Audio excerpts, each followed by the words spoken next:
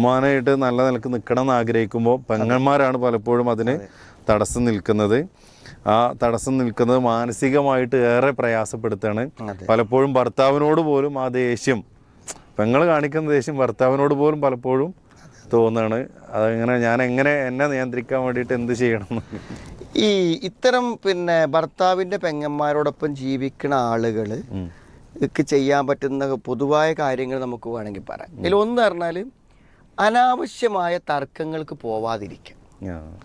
എപ്പോഴും എന്ത് ചെയ്യരുത്, വഴക്കുകൾ ഉണ്ടാവാൻ വേണ്ടി ശ്രമിക്കരുത്. കാരണം വഴക്കുകൾ ഉണ്ടാകുമ്പോൾ എന്താ വെച്ചാൽ നമ്മൾ ഇമോഷണലായിട്ട് സംസാരിക്കുമ്പോൾ പല വാക്കുകൾ നമ്മളൊന്ന് വന്നു പോകും.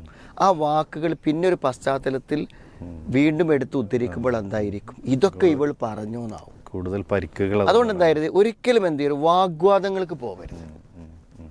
അതാണ് ഏറ്റവും പ്രധാനപ്പെട്ട കാര്യം.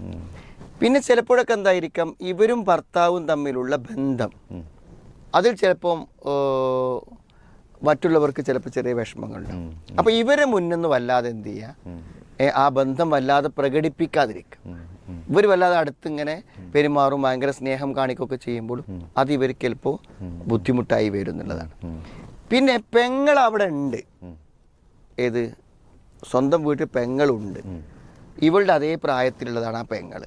അപ്പോൾ പെങ്ങൾ വീട്ടിൽ നിൽക്കുന്നൊരു സാഹചര്യമുണ്ട്. അത് ഡൈവേഴ്സ് ആയിട്ടോ അല്ലെങ്കിൽ ഭർത്താവിൻ്റെ സൗകര്യത്തിന് വേണ്ടിയിട്ടോ ഒക്കെ നിൽക്കുകയാണെങ്കിൽ എന്ത് ചെയ്യാന്ന് വെച്ചാൽ ഇവരവിടെ ബുദ്ധിമുട്ടി നിൽക്കണ്ടല്ലോ, നിൽക്കാൻ കഴിയണില്ലെങ്കിൽ. അപ്പോൾ അവർക്ക് വാടകയ്ക്ക് പോകാനും ഒക്കെ പറ്റും.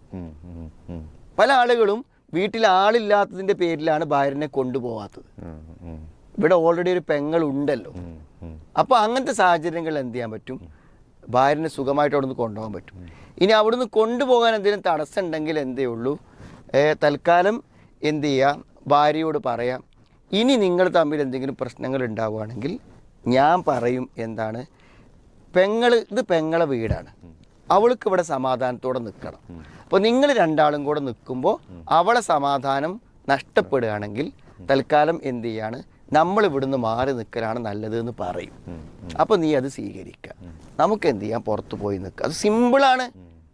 കാരണം പോകാൻ ഒരു പേടിയും പേടിക്കണ്ട. കാരണം ആരും ഇവിടെ ഉണ്ട്, പെങ്ങൾ ഇവിടെ ഉണ്ടല്ലോ, മനസ്സിലായി. പിന്നെ എപ്പോഴെങ്കിലുമൊക്കെ വന്നു പോകുന്ന പെങ്ങന്മാരാണെങ്കിൽ എന്ത് ചെയ്യാണ്, നമ്മളെല്ലാവരുടെ ജീവിതത്തിലും ചില സന്ദർഭങ്ങളിലൊക്കെ ഓരോ പനിയോ ചുമയൊക്കെ വരുന്ന പോലെ എന്ത് ചെയ്യാം, ഒരു ബുദ്ധിമുട്ട് ഒരു 4 ദിവസം ഇവിടെ വന്നു പോകും എന്ന് വിചാരിച്ചിട്ട് അങ്ങോട്ട് സമാധാനിക്കുക. സ്ഥിരമായിട്ടുണ്ടെങ്കിൽ എന്ത് ചെയ്യാം, തൽക്കാലം അവിടുന്ന് അങ്ങോട്ട് പോവുക. ഒരു നല്ല രൂപത്തിൽ എന്ത് ചെയ്യാം, പനി നോക്കാൻ അവളവിടെ ഉണ്ടല്ലോ. അത് ഒരു പക്ഷേ ആ തീരുമാനം എടുക്കുന്നതോടുകൂടെ എന്ത് ചെയ്യാൻ പറ്റും, നീ അവളവിടെ കൊടുന്നോ, ഞങ്ങൾ നല്ല നിലക്ക് നിർത്തിക്കോളാം എന്ന് ചിലപ്പോൾ ഒരു പറയും, അവളില്ലാത്തൊരു 4 ദിവസം നിൽക്കുമ്പോൾ. ഇതൊക്കെയാണ് അതിൻ്റെ പരിഹാരം.